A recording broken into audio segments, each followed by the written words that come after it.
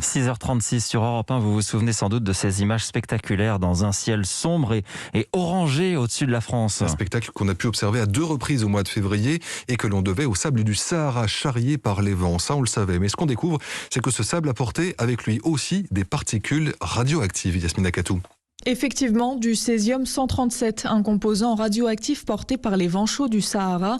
Cette substance s'est retrouvée sur les pare-brises de vos voitures dans la région lyonnaise et en Normandie. Une fine couche de poussière jaunâtre radioactive issue d'essais nucléaires, explique Pierre Barbet de l'Association pour le contrôle de la radioactivité dans l'Ouest. La France a fait des essais nucléaires dans le Sahara au tout début des années 60 et des particules sont parties dans l'atmosphère, mais il y a eu des retombées sur le sol. Ces poussières présentes dans le vent, beaucoup les ont inhalées.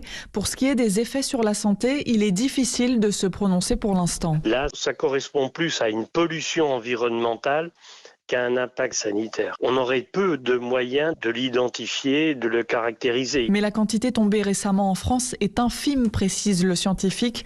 Les effets sur la santé sont quasi inexistants.